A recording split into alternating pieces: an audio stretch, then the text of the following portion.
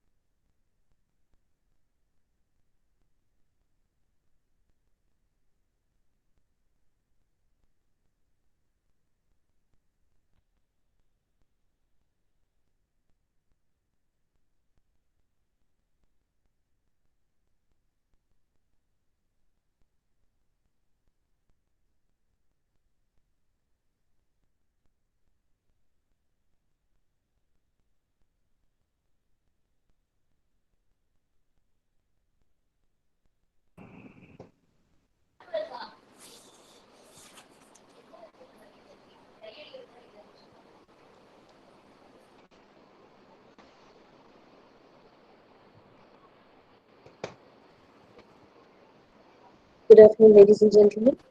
On behalf of Dr. Jia Damodaran College of Science, Department of English, I welcome you all once again to the second session of today's webinar on a comparative study of the 16th century literature and the contemporary literature. I would like to invite Dr. A. Hazel Verbina, Assistant Professor, Department of English, to greet everyone. Thank you, Kirtiga. Okay. Life comes with many challenges. The one that should not scare us, or the one we can take on and take control of.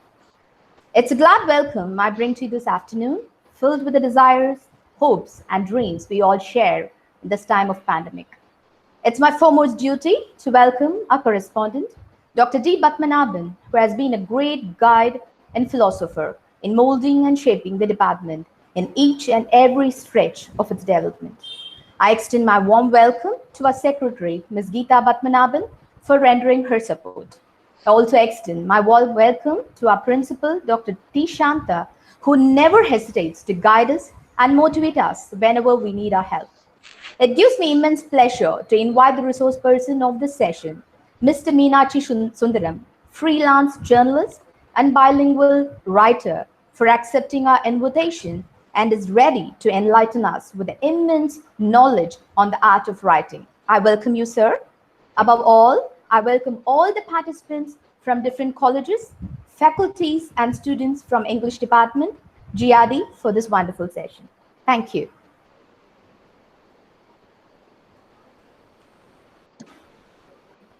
Thank you, Hazel ma'am, for the warm welcome. To introduce the resource person of this session, I would like to invite Dr. B. Sujata, Assistant Professor, Department of English, to introduce our speaker to us. A very good afternoon to one and all present here. I am immensely happy to introduce our resource person, Mr. B.Meenakshi Sundaram. He is a freelance journalist and an ardent bilingual writer with a credit of 2 books in English and 2 award-winning books in Tamil. Was the sub-editor in the New Indian Express. To our wonder, our resource person has penned hundreds of features on arts, archaeology, literature, culture, and history have made a significant impact on his readers. As a journalist, he has attracted a lot of public relations across the state. He plays his role as one of the members in the Board of Studies, Department of Tamil, PSG College of Arts and Science, and also for the Department of English, Kongunadu Arts and Science College, Coimbatore. He received various prestigious awards like Kavingargal Tirunal Award, Sahitya Puraskaram Award, Tirupur Literary Award, Best Journalist Award from Tamil Nadu Art and Literary Forum. The books of his credits are The Wind and a Leaf, a collection of English verses, Niramaria Turigai, a collection of modern Tamil verses. Number 3, Another Portrait of the Brush, a translation of select Tamil poems in English. Nerisayil Urisai, book of Venbas on Congo history. The book has been prescribed in the curriculum of Calicut University. That is so great, sir. We feel so delighted to have you as a resource person for today's program. We welcome you once again, sir. Thank you all.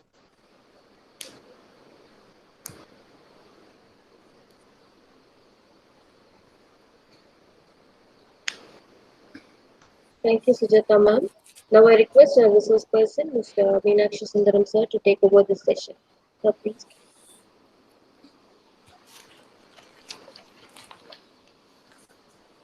Yeah, respected professors and the correspondent of the GRD College of Science, the principal,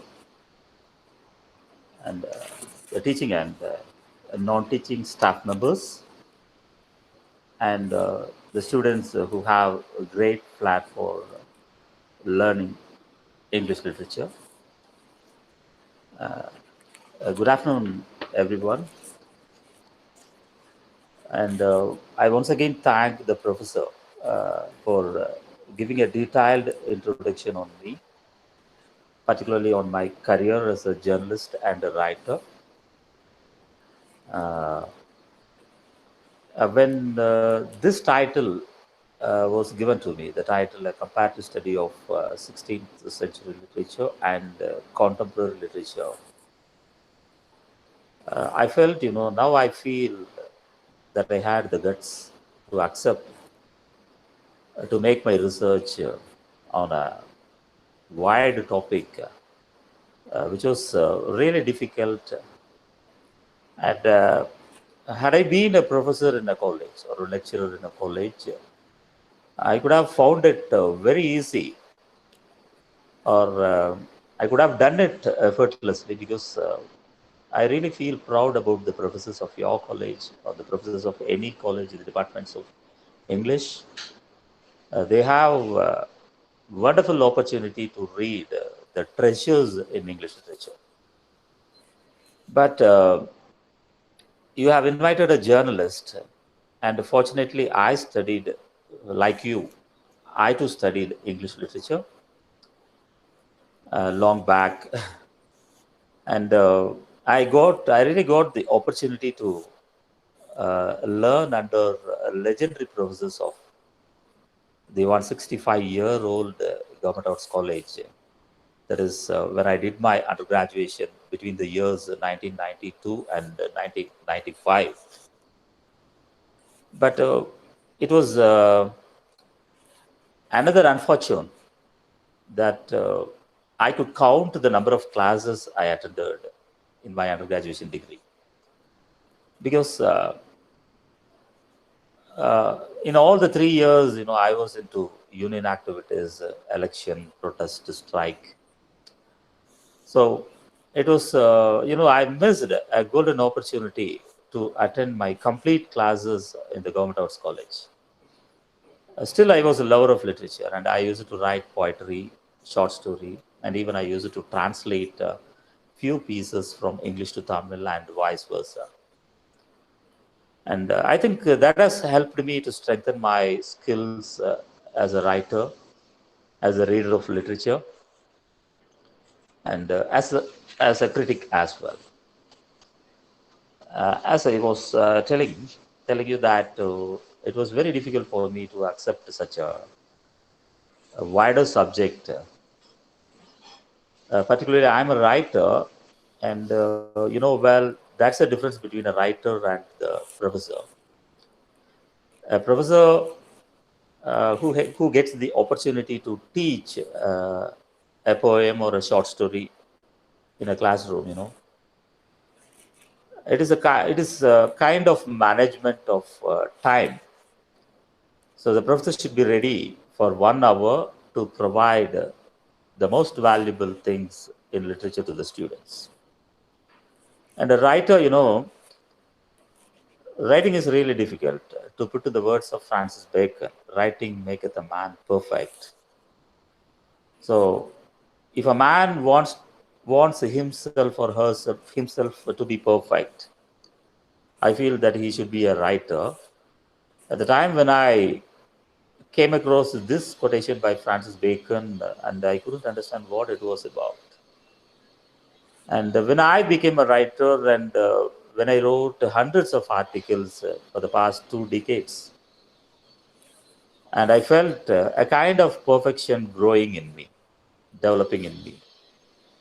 And the perfection, if you have invited a writer, it means that you have invited a perfect person in managing the time and in providing the most valuable information to the audience or to the readers or to the listeners. Because a writer thinks much, and he shapes the ideas of the story by contemplating on a particular subject, and he puts it on paper, and he revises it, and he rewrites the story from different perspectives, and he proofreads it, and he gets the story published in a newspaper or in a magazine. This is what has been happening in my life, and know that I put in some 10 years experience in the New Indian Express, and with the strong public relations I have in Coimbatore. So I got the opportunity to introduce each and every personality in our city, and to write much about the history of our region, particularly the archaeology of this region, the history, and the literature of this region, but all in English. And I don't think much of my writing has reached the wider audience here, because we don't live in England, and since we live in Coimbatore, where Tamil language is spoken, where Tamil books are widely read, and it has also been a difficult task for a writer to give uh, the contents of this region, but through a language called English. So, still, I am with literature. I love to learn literature, and I love to learn from the students. I love to learn from the readers. And with this eligibility, I am in front of you now, I think. So, friends, it has been a pleasure to address before you on the topic 16th century literature. There is a comparative study of 16th century literature and contemporary literature. And now the time is 1:45. It is going to be 1:45. I think I must have started my speech at 1:40. And I believe that I could take at least 1 hour to share my ideas on the topic. But at the same time, I promise you that I will not lengthen my address. Since I'm a writer, I know the value of the time. And I think, that I can cut short everything, that if I feel the time is running, I can cut short, and even I can kill my darlings. That is the most valuable things which I have prepared to share with you. So anyway, the time is the most important thing, and that too, I greatly value the time of my readers and the members of the audience. Okay, let me come to the topic. You see, and I assumed, that uh, why I was asked to speak on 16th century literature in English. And I feel, as far as I have learned from the books, from the articles, the 16th century in English literature is synonymous with a great literary growth, I feel. The age was also synonymous with the new verse form sonnet, which was brought from Italy by the two poets, Sir Thomas Wyatt and Henry Howard, the Earl of Surrey. And there, when I start my speech from Thomas Wyatt, I think I should say something about the poet. From a book or an article, I read that Thomas Wyatt was a gigantic personality, and his height was near about 6 feet. And he introduced the new verse form sonnet in English. And then, the form which was introduced by Thomas Wyatt was later followed by many other romantic poets like Shelley, Byron, and even Queen Elizabeth and Elizabeth Browning and Robert Browning. Okay. And even in the 20th century, the well-known poet W.H. Auden, he used the kind of meter introduced by Thomas Wyatt in his poem The Sea and the Mirror. And I don't think that I have to say much about the mechanisms of sonnet or the prosody or the kind of meter used by the sonneteers of that century. And I should also like to say something about the King Henry the Eighth. Henry the Eighth. And a very important personality which should there is who should be known by the students of literature. And I don't think there is. I'm able to share the screen once again.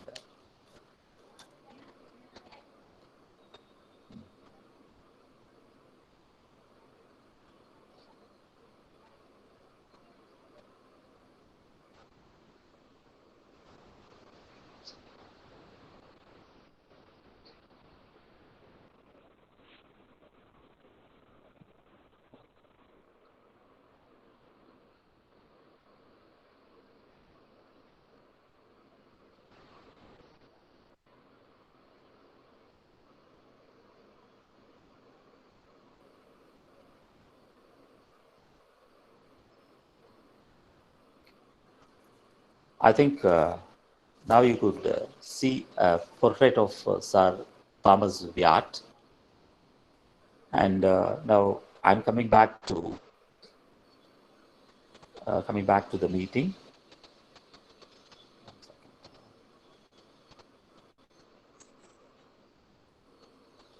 Yeah. So it would be. I think I don't think it is quite convenient to go for each and every portrait. Anyway, I'll try my best to share the pictures which I have selected, and uh, I should ensure myself that the thing, that the flow of my speech should not be disturbed by sharing the pictures, because that I have to stop my speech and I have to go to the gallery and I have to produce the pictures in front of you. Okay, that doesn't matter. And King Henry, as I was telling you, Henry the Eighth, should be remembered, and for his evil deeds. You know, Henry the Eighth, just he wanted to, just because he wanted to marry Anne Boleyn, and he wanted to divorce his first wife, the aging first wife, Catherine of Aragon, and he he wished that his request should be accepted by the Pope. And since this did not happen, and he severed, he cut off the 100-year or a century old relationship with Rome, and hence the Church of England was established. At the time, uh, you may think, that why I have to speak something about Henry VIII, because the poet Sir Thomas Wyatt was an ambassador to Henry VIII to various countries. Even that he had he had his duties in his marriage affairs. And have you ever found out how Sir Thomas Wyatt, whether the poems of Thomas Wyatt contain any mention about his career and his conscience? When you read a piece of literature from an author or a poet, we can certainly feel his conscience. And when I came across a wonderful poem by Wyatt, I felt his conscience. The poem, Blame Not My Lute. That's a wonderful poem, and I felt his conscience. And even I identified myself in Thomas Wyatt. Any sincere reader of literature, when he reads a piece of literature, he or she identifies himself or herself with the characters. And my identification was really different, and there was some coincidence between the feeling of Thomas Wyatt and mine. And the poem, Blame Not My Lute, What he tries to say in the poem is he creates the stringed musical instrument lute as his duty, and his duty being an ambassador to King Henry VIII. And my identification was almost the same. And being the ambassador of the king, he could have supported the views of the king. And he could have spoken on behalf of the king, even though the ideas of Henry VIII were not correct, were not moralistic. But being an ambassador, he did. And for that, I felt the conscience of Sir Thomas Wyatt. Just in the title, even in the title of the poem, Blame Not My Lute. Let me read out the poem, at least a stanza for you. Blame not my lute, for he must sound of this or that as liketh me. So I am the player of the lute, and you cannot blame the lute for it, because I am the person who orders the lute. And just because of the music, even if you don't like it, please don't blame the lute. Blame not my lute, for he must sound of this or that as liketh me. For lack of wit, the lute is bound to give such tunes as pleaseth me. So I play the lute, and my taste of music is different when your taste is different. When your taste is totally different from mine, please do not blame the lute, he says. Though my songs be somewhat strange, and speak such words as touch thy change, blame not my lute, he says. So, what I felt in this poem was the person who speaks in the poem must be the king, Henry VIII, and the lute is none other than Sir Thomas Wyatt. That was how I understood this poem. And I continue. My lute and strings may not deny, but as I strike, they must obey. So, this pair of lines creates a further understanding of Henry VIII and Sir Thomas Wyatt. So, we can imagine the lines are spoken by King the Henry VIII. My lute and strings may not deny. So, whichever Henry VIII wants to play, his lute, who is none other than Thomas Wyatt. My lute and strings may not deny, but as I strike, they must obey. He was almost a dictator. Break not them so wrongfully. So, this is an address to the people, to his readers. Do not break my lute, but wreak thyself some other way. And through the songs which I indite, do quit thy change with rightful spite. Blame not my lute.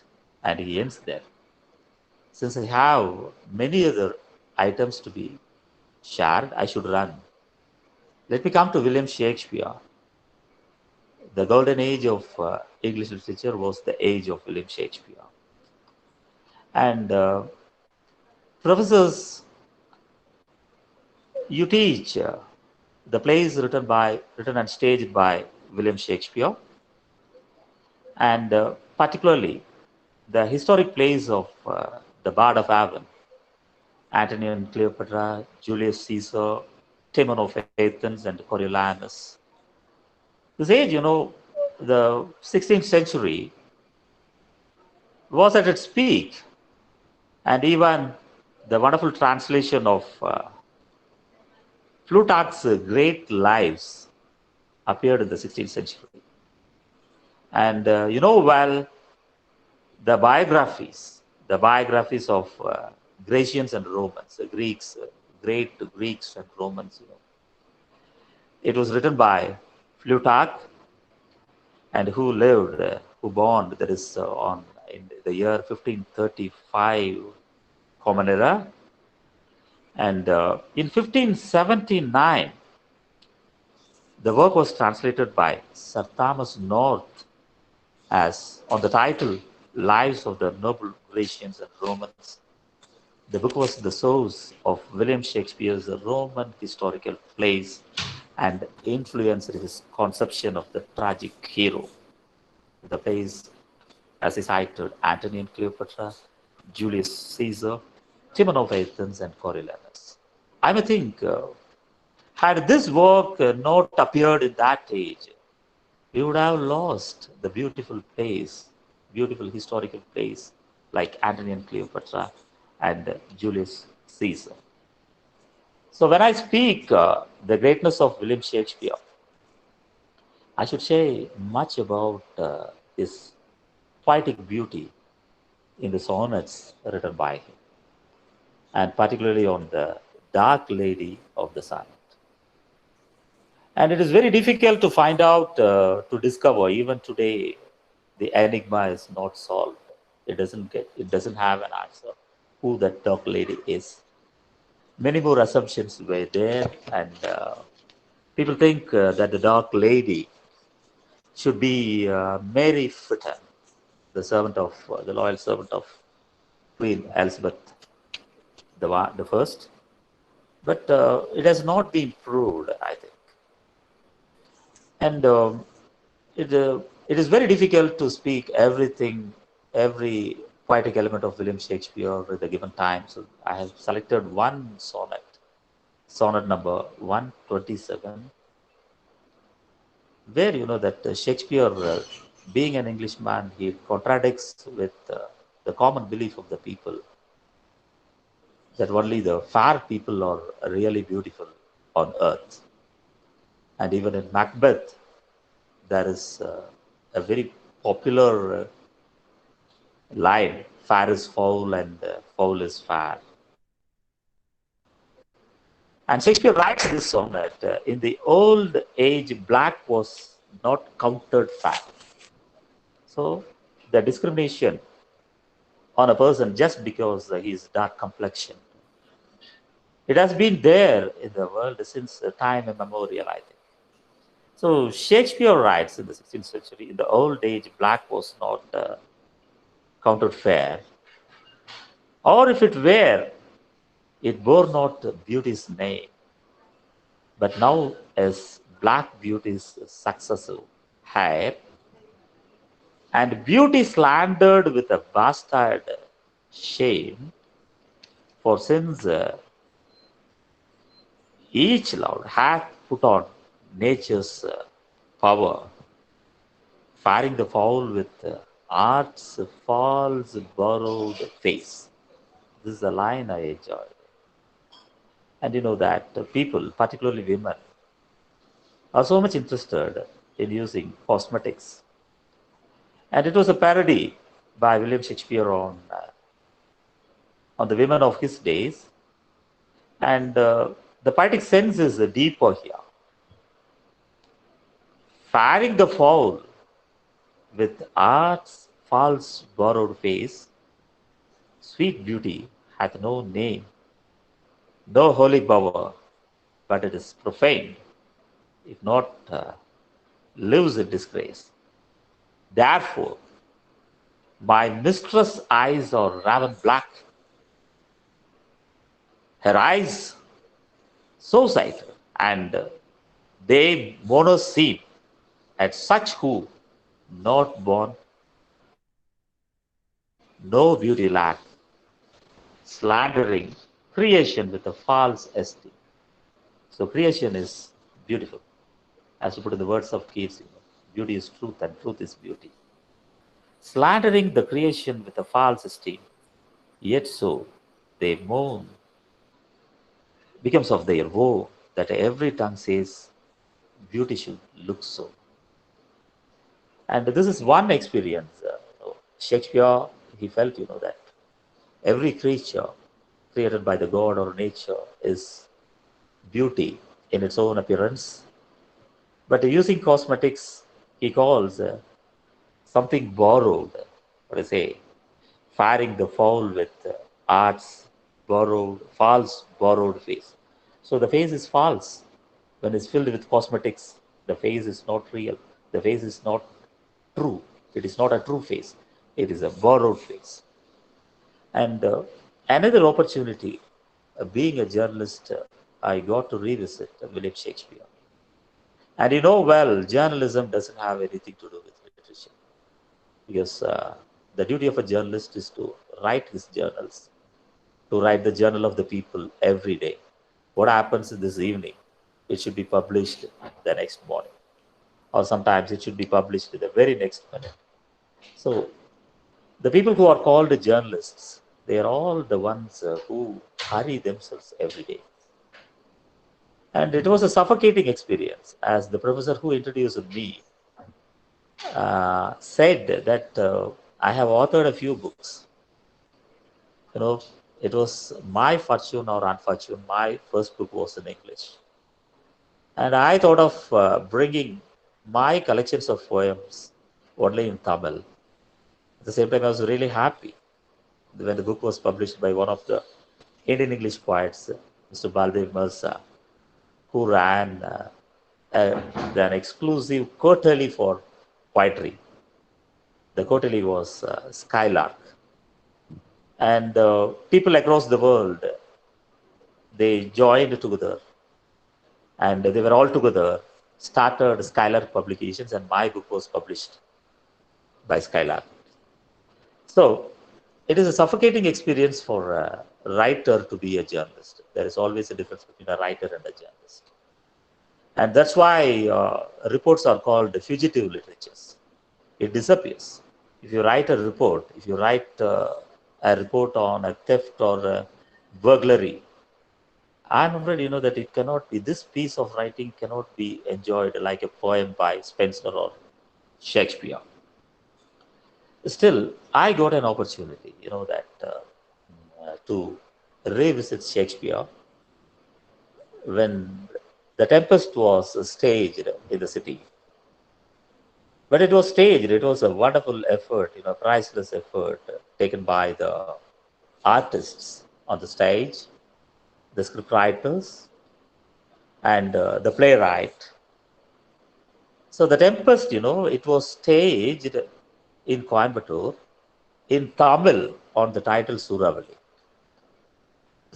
And I'm not sure whether some of you have been to that play. The staging happened, I think, a couple of years ago. And I got this opportunity and I saw Prospero, the protagonist of this play, or the hero of the play, Prospero, as Dr. M. Ramasamy, who is a professor of drama in Tanjavur Tamil University. And he donned the role of Prospero. And the last, the epilogue of the play, he spoke what Prospero did. And I'm not sure whether Dr. Ramasamy was sure about the dialogue spoken by him was not exactly Prospero's, but it was Shakespeare's. And you know well that The Tempest is said to be the last play by William Shakespeare. And you also know the central idea of The Tempest, how Prospero is abandoned to the island and how he masters magic and witchcraft and how he controls the spirits like Ariel.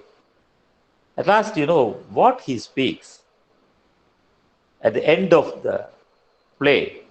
I should like to read out the lines by Shakespeare. Our revels now are ended.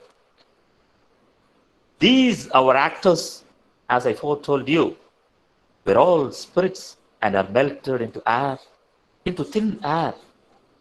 And like the baseless fabric of this vision, the cloud-capped towers, the gorgeous palaces, Yeah, and which it inherit shall dissolve, and like this insubstantial pageant fade, leave not a rock behind. We are such stuff as dreams are made on, and on our little life is rounded with a sleep. The continuity of the epilogue. Now my charms are all overthrown. We really wonder whose charms are overthrown. And what strength I have is mine own, which is most faint. But release me from my bands with the help of your good hands.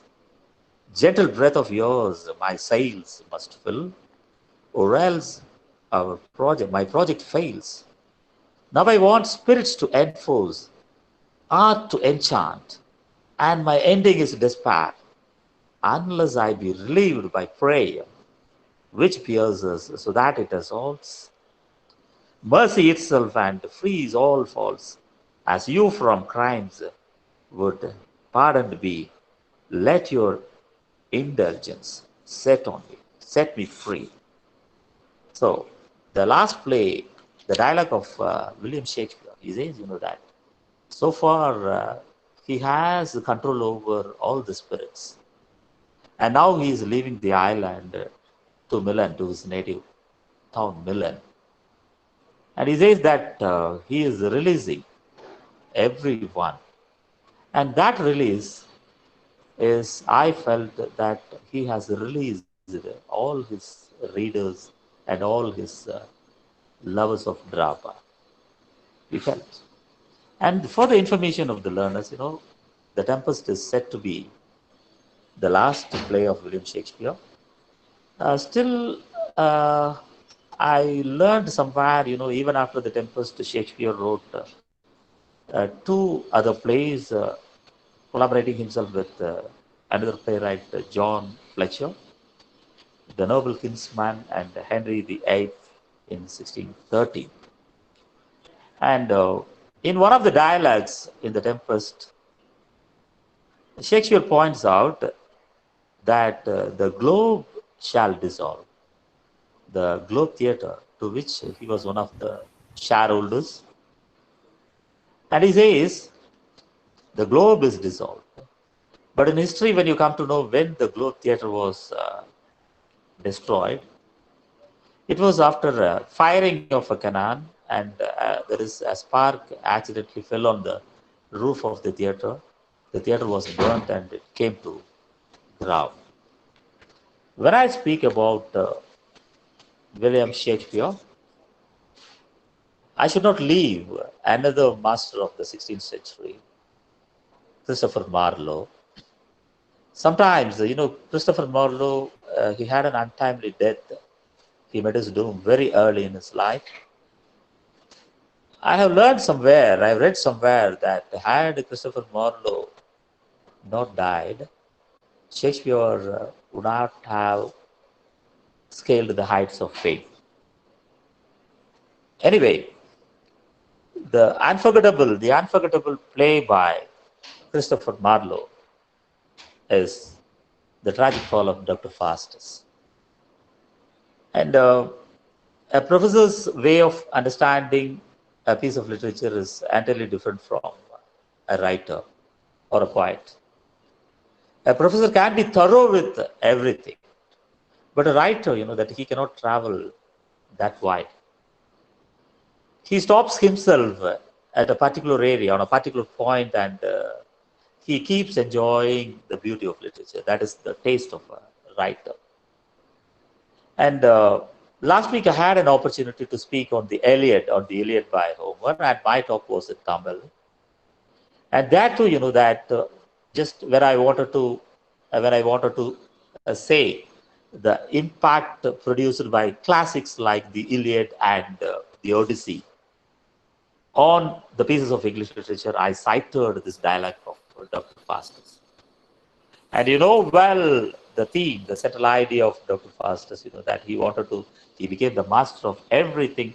At last, he wanted to learn a prohibited art that is called a necromancy.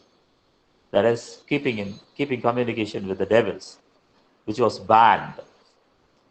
And he masters that also, and he violates the rules, the doctrines of the religion, and he makes an agreement with the devil, Mephistopheles, that he should sell his soul after a certain period, and within the period that he wanted to fulfill every wish of his.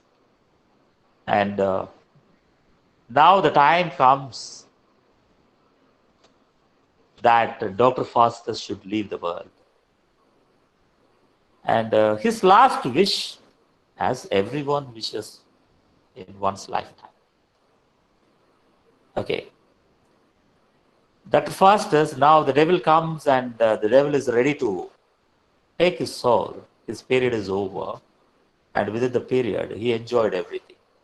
And he got it fulfilled, whichever he wanted, whichever he wished.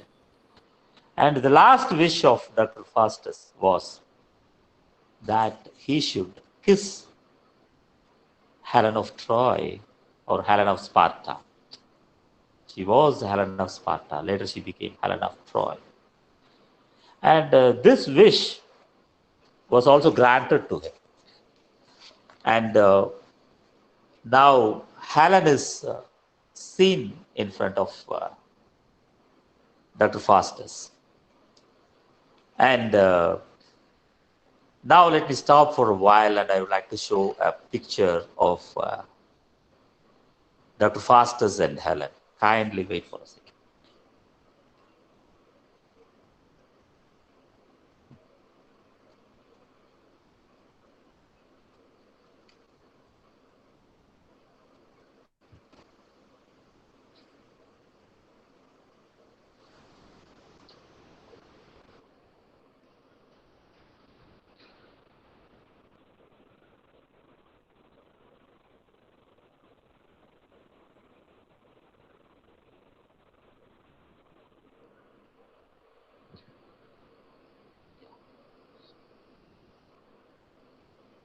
And here you see a beautiful picture of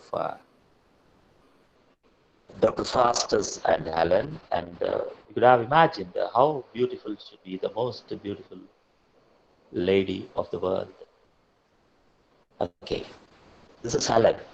And let us now see the dialogue. Now see what the dialogue is spoken by, rendered by Dr. Faustus.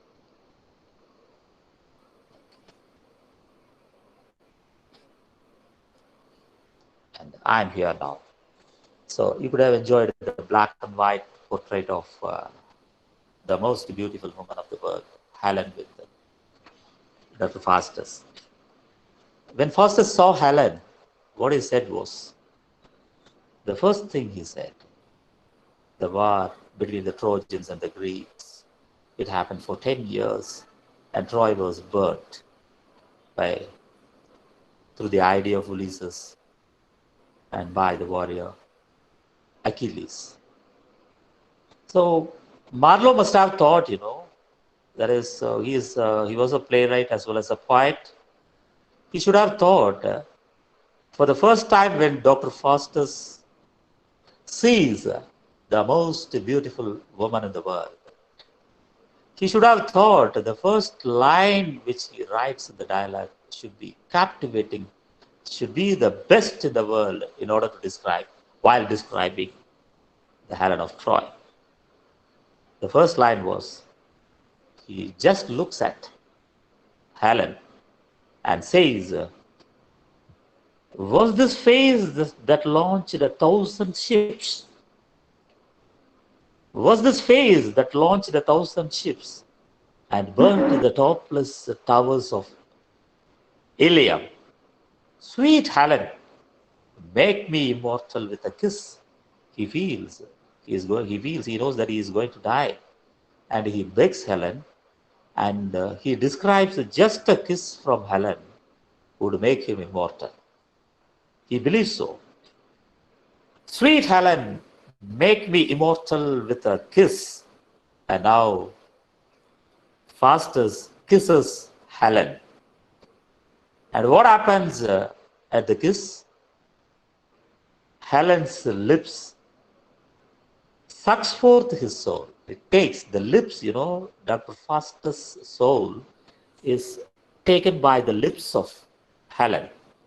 Her lips suck forth my soul. See where it flies. He sees the flying of the soul. Come, Helen, give me my soul again.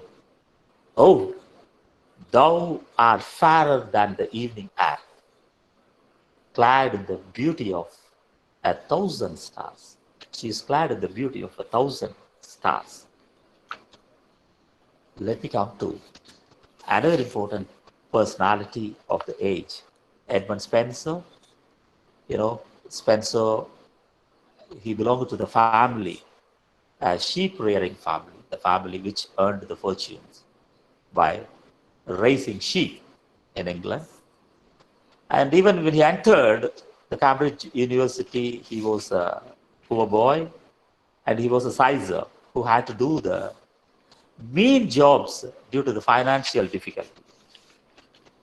And those days, learning Latin, Greek, and French, it was a privilege. Only the people from the aristocratic families and the royal families could afford entering grammar schools. Though he was a poor boy, he was financially poor, he entered Cambridge University and he mastered the classics like Virgil's Aeneid or many other classics. And this ignited his flair to write the best work of the age, the Fairy Queen. It started the Renaissance in England. Still, I don't think why I'm not so much interested in the Fairy Queen, but I'm very much interested in another work of Edmund Spenser, Amority, Little Love, and I enjoyed his poetic beauty there. And I should like to read a few lines from one of the poems of Spenser. And he creates wonders and he makes the poetry so beautiful by his contradictory comparisons, by symbolizing his love for the lady. The lady is none other than Elizabeth Boyle, his future wife. And while she was his love, and his love is unrequited, and there is no response for his love, he symbolizes his love as a hot flame, as hot fire. But the indifference of that lady is ice. So the fire, either the fire should be extinguished by ice, or the ice should be melted by the fire. But what he says is different in the poetry. That is the magic of Spenser's poetry. My love is like to ice and I to fire. How comes it then that this her so cold, her cold so great, is not dissolved through my so hot desire, but harder grows the more?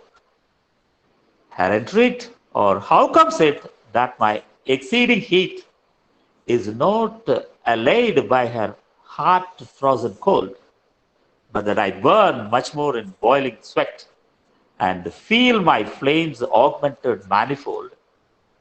What more miraculous thing may be told? That fire, which all things melts, should harden ice. Here fire hardens the ice. Should kindle fire by wonderful device. Here ice kindles the fire. The contradiction. Such is the power of love in gentle mind. So it is eccentric. It is very unusual. It is strange. So by the power of ice, power of love, a piece of ice gets stronger, and the fire, it is fueled by the ice. That is what he says.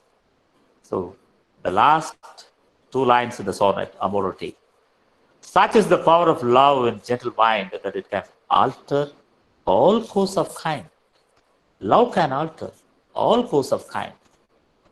And today you know that the lyricist and the poet Vairamuthu, he could write a beautiful lyric. I think in the film Kadalan, he describes the strange qualities of love. But I would like to say it is all after Spencer. I don't know whether the lyricist would have read the sonnets of Shakespeare, sonnets of Spencer or not. Okay, so let me come to another important area in the 16th century, and soon I should come to the contemporary literature. The novels of 16th century, I don't have much to say. Novels were born, but they were all picaresque novels, which were in the account, which were in the first person narrative, and novel didn't create any impact. Hardly it created any impact on the writers, on the readers. But it was a budding age of novel. The two important novelists, John Lilly and another important novelist. I don't remember his name. Uh, okay, and this John Lilly's Euphus, that is a kind of a novel, that it said that it provided the central idea to even to William Shakespeare for his Winter's Tale. Another novelist was Thomas Nash, and he published the the novel Life of Jack Wilton or The Unfortunate Traveler, the first picaresque novel. And this picaresque novel, that is different, and it is in the first person account, and it can be compared in contradiction with knight errant heroes. The knight errant heroes, it is just opposite. The heroes of those novels would be rogues, whereas the picaro, the word comes from Spanish, and even at a later period, Cervantes used such elements of picaresque novels in his work that Don Quixote. And the most important thing I should like to tell you is the prose in the 16th century. In my college days, I read Francis Bacon's essays. I enjoyed reading them. But the very important thing I should like to tell you here is the prose epic of the 16th century. If at all an epic was written in prose, how do you call it? The prose epic of the 16th century. Richard Hakluyt, he was a voyager, and he was very much interested in voyage, and he discovered many sea routes, and to help the monarchy in establishing the sovereignty over the sea. And his major publication was the principal navigations, the voyages and discoveries of the English nation. It is called the prose epic of the English nation. See, the works of Hakluyt is more than a documentary history of exploration and adventure. With the tales of daring, it mingles historical, diplomatic, and economic papers to establish English rights to sovereignty at sea and to a place in overseas settlement. And one important thing we should notice, that the English people came to India as traders in the guise of East India Company. And this East India Company, after Hakluyt found new sea routes to different lands across the world, it has been asserted that the income of the East India Company was increased by 20,000 pounds those days through a study of Hakluyt's voyages. So from there, that though we call that the English people were in the principle of colonizing the countries, and even the English language is colonial in character, we should feel the development of the nation. And the East India Company made use of Hakluyt's voyages from his books, and They traveled to different nations and they captured or invaded different nations like India. And later on, even though Hakluyt published a lot of things, Hakluyt also left a lot of manuscripts, and those manuscripts were published later by a clergyman by name Samuel Purchas. And he published a 12-volume book on the title Hakluyt's Posthumous or Purchas His Pilgrims, containing a history of the world in sea voyages and land travels by Englishmen and others. This was the title, a very big title of the 12-volume book by Samuel Purchas, who lived after 16th century. And now, friends, you know that I should take you to another important, another interesting area. So it was my nutshell presentation on the aspects of the 16th century English literature. So it's time I started contemporary literature, and the title was a comparative study on 16th century literature with contemporary literature. What should I know? You know, another translator of mine, a translator who rendered many Tamil poems into English, or translated many English poems into English, is no more Mr. M.L. Thangappa, who translated the Sangam lyrics into English. And the book was published by Penguin. It deserved the quality, the merit of getting published by Penguin. And in a translation workshop, I happened to meet Professor M.L. Thangappa, who said that many of the academic areas in English literature, they haven't updated. He felt very sorry. It is not my view. It was Thangappa's view. He felt very sorry that the students of English literature hardly have any opportunity to study the present day poetry, present day short stories, and the present day, even novels are there, many novels. I don't think poetry is as much read as the novels are. And to compare the 16th century literature with contemporary literature in English, the two people, I cannot help myself, the appearance of the two people coming to my mind. One is the king who I spoke about, Henry VIII, and the clergyman, the Archbishop of Canterbury, Thomas Cranmer. And why should I remember Henry VIII and Thomas Cranmer today? Though these two gentlemen, I'm afraid I cannot call them gentlemen. These two people died centuries back. I feel they continue living in the bodies of different men, in the bodies of different politicians today.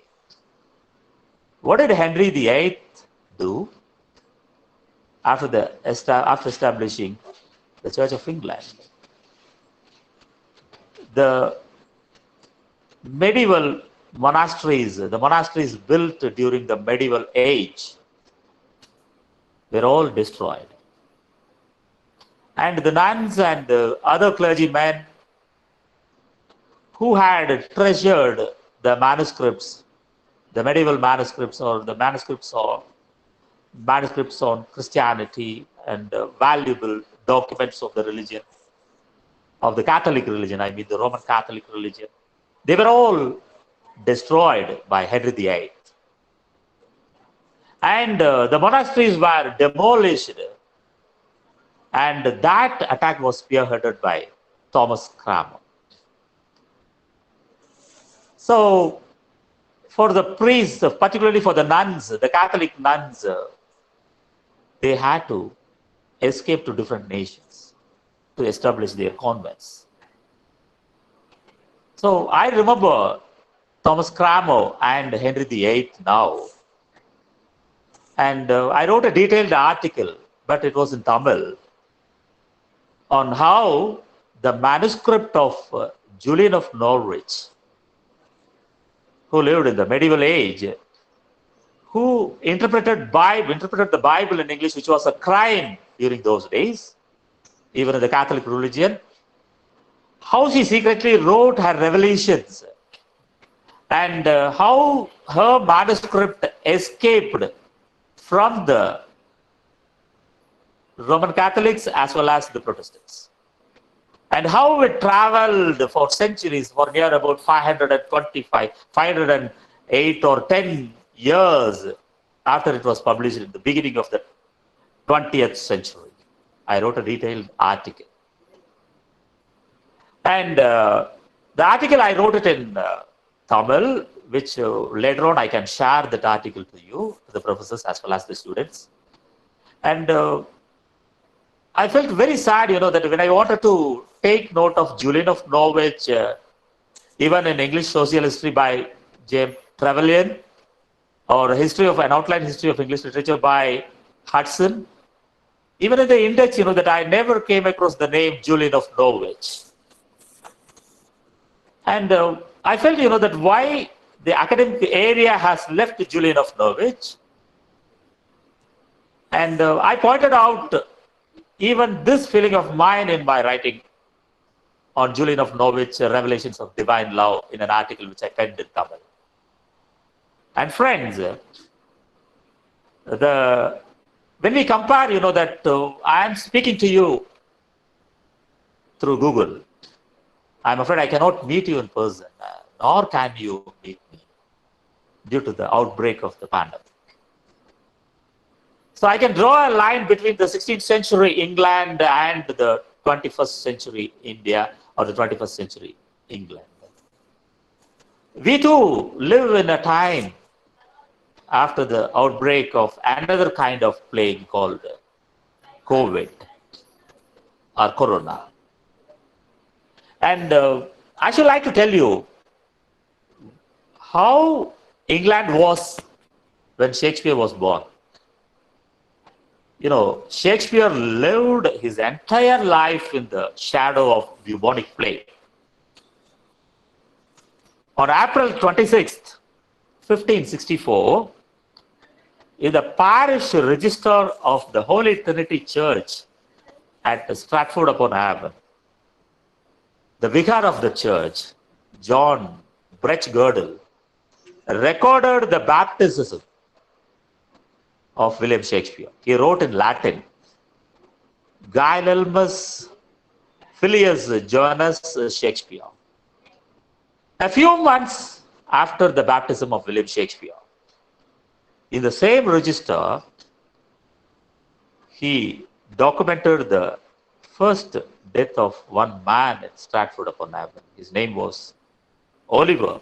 He was an apprentice weaver. And in the margin, he cited the cause of death. The cause of death in Latin, hic incipit pestis, which means here begins the plague. On that occasion, the epidemic took the lives of around a fifth of the town's population. By good fortune, it spared the life of the infant William Shakespeare and his family. And today we are wearing masks to protect ourselves from the spread of the disease. But in times of plague in London, people they use it to inhale oranges stuffed with cloves. And the one important poem, which depicts the pain of plague in the 16th century was a litany in time of plague by Thomas Nash.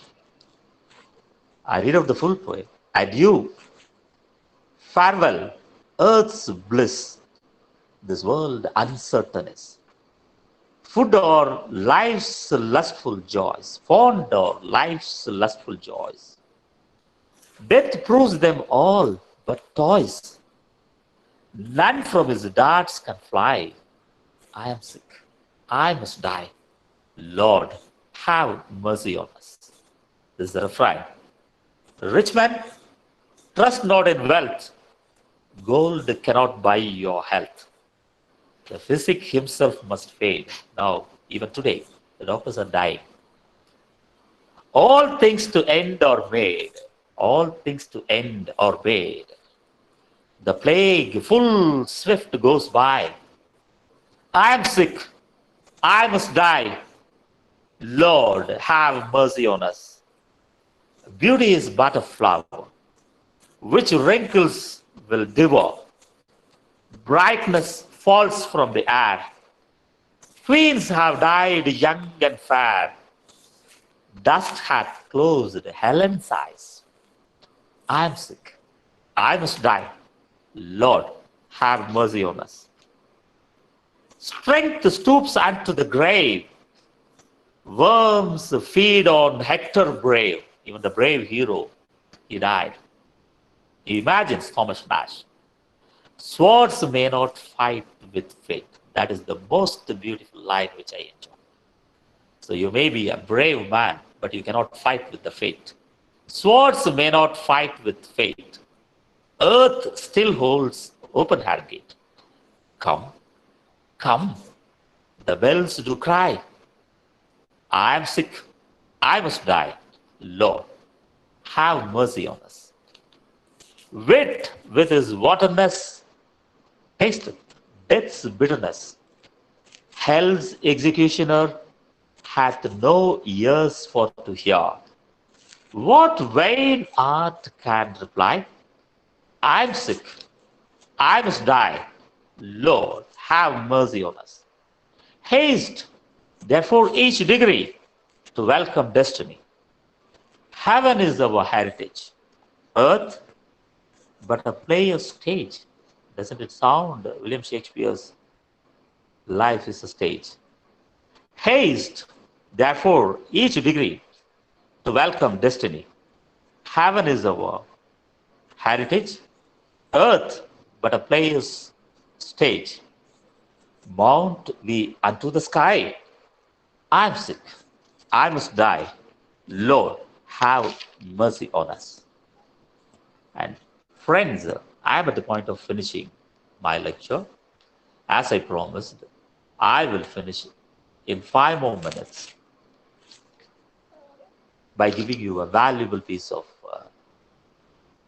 literature in the contemporary age.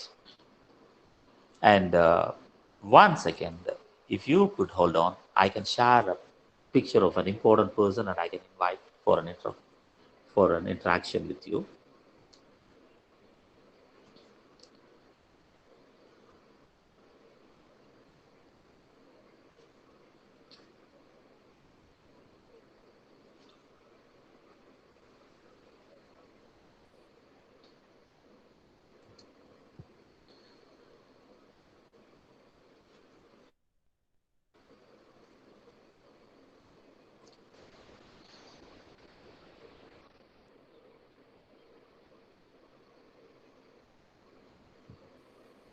Yeah, can you identify the person having a pen in his mouth?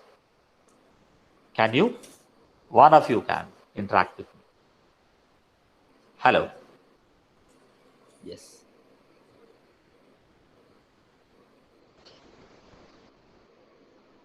Yeah.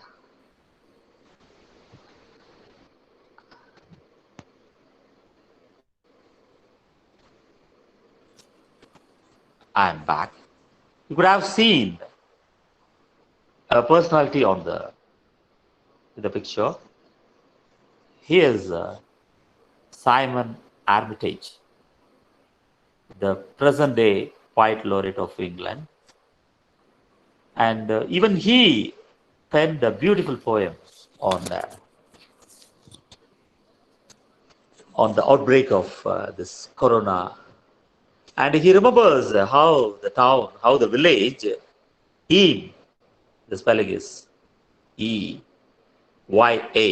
Eam, witnessed the deaths of plenty of people within a week, and how the village stood as a prototype to protect other people from the spread of the disease.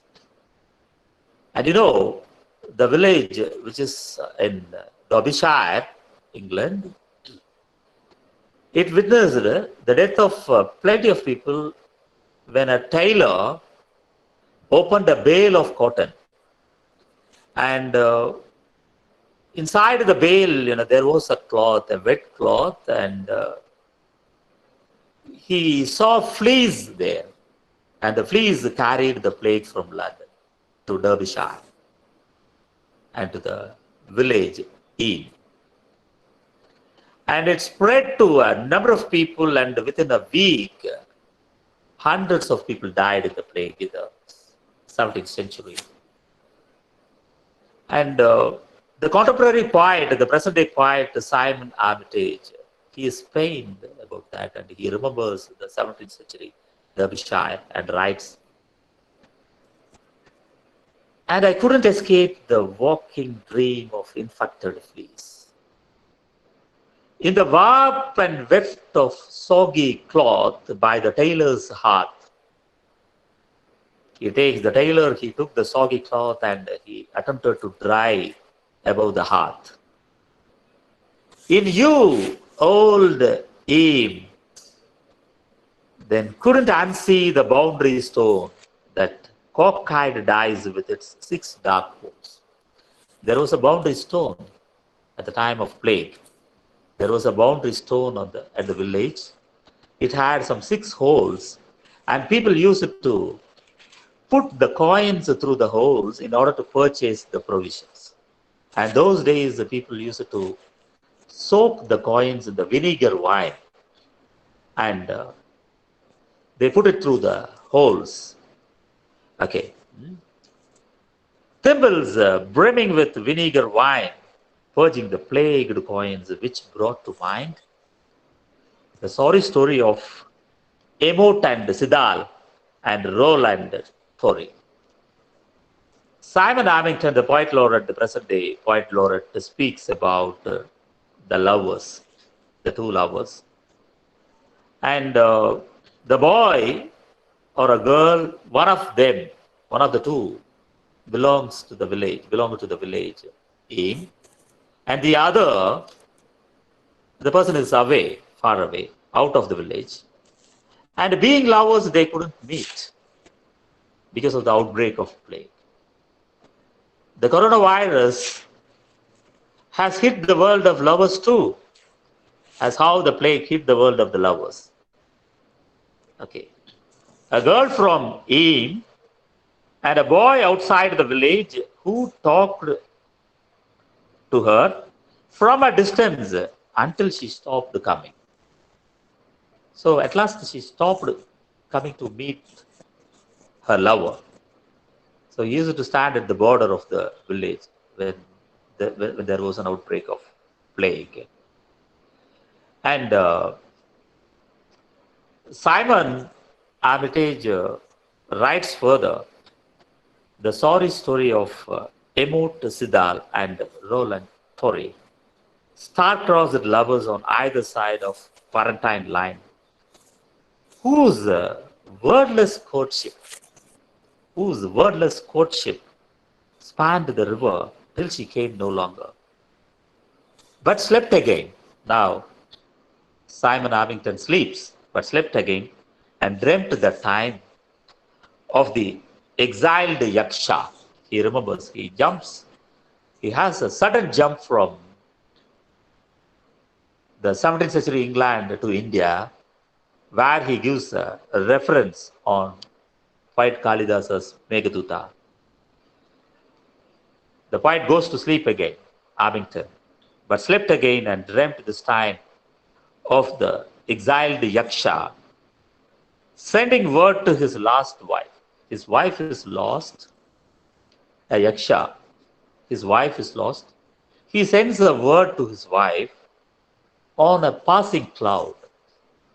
The beauty of the cloud is so real in Simon's poem. Sending word to his lost wife on a passing cloud, a cloud that followed an earthly map of camel trails and cattle tracks. Streams like necklaces, fan-tailed peacocks, painted elephants, embroidered bedspreads of meadows and hedges, bamboo forests and snow-hooded peaks, waterfalls, creeks, the hieroglyphs of wide-winged cranes, and the glistening lotus flower after rain. The air, hypnotically see-through, wrap the journey, a ponderous one at times, long and slow, but necessary I saw.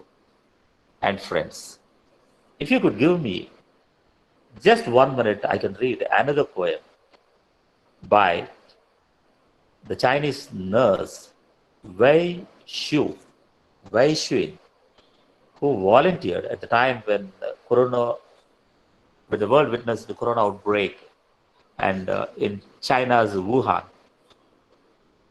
And she volunteered to work as a nurse in the makeshift hospitals under the tents, inside the tents. And she was, that she was in a dilemma, and that is an untiring crusader. She worked hard. She attended to the patients, and she was restless and she couldn't sleep. She wrote a beautiful poem, and I have this poem as a writer. I enjoyed this poem, enjoyed in the way that I felt pity on the people who passed away after the outbreak due to the outbreak of this new kind of plague. Please Don't Disturb is the title of the poem by Wei Shui. Please don't decorate me in garlands. I am not working for any recognition. Don't give me applause. Spare me recognition for work, injury, martyrdom, and any other merits. I didn't come to Wuhan to admire the cherry blossoms. I didn't come to Wuhan to admire the cherry blossoms. And I didn't come for the scenery or the reception of flattery. I just want to return home safe when the epidemic ends. I just want to return home safe when the epidemic ends, even if all that remains are my bones. I must bring myself home to my children and parents. I thank you once again for the professors, the students, teaching and non-teaching staff, and everyone who has participated in this session on the topic 16th century literature and contemporary literature in comparison.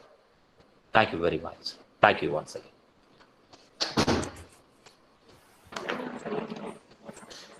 Thank you, sir, for your detailed information. It's time for question and answer session. Yes. Now I request the participants to post their questions in the chat box so they can voice their questions one by one.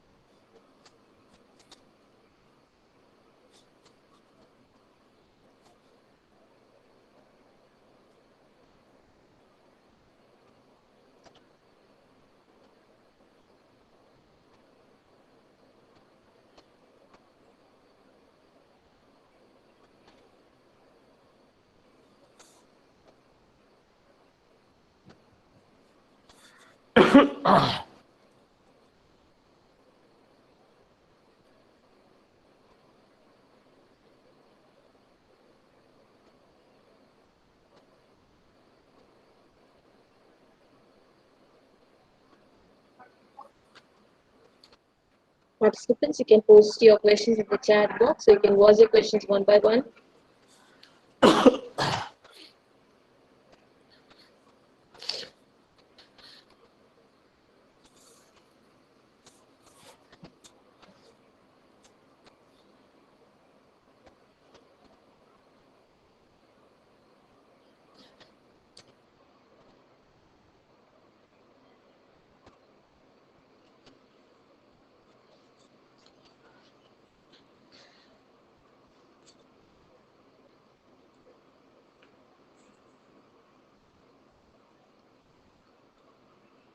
I think there are no questions. Thank you, participants, for your participation. Okay. Without a proper acknowledgement, it won't be a whole or a complete thing. So for that, now I request Dr. R. Geeta, Assistant Professor, Department of English, to deliver the vote of thanks.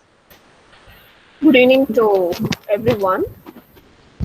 It's my pleasure to thank our management, our correspondent sir, our secretary ma'am, our principal ma'am, and the department of all my staffs who have supported this seminar to be a successful one. And my special thanks to our chief guest. Sir, you have given all the informative ideas regarding 16th century, and I am also happy that you have got a various wide knowledge in English literature and your interest. So you are a freelance writer, but you have got a very good knowledge in English literature, sir. Thank you, ma'am. The deliverance of your dialogue, the speech is marvelous. Thank you. Thank you, ma'am. I thank all the staff and the participants in this seminar for their support. Thank you everyone for this support. Thank you.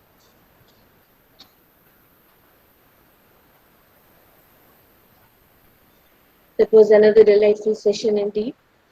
We are at the end of the two wonderful sessions. Thank you all for your participation. Let's depart with the valuable takeaways. Thank you all once again. Thank you. Thank you so much. I should take. It was really a pleasure speaking to you. If possible, I can meet you someday in person. Thank you so much. I'm Lee.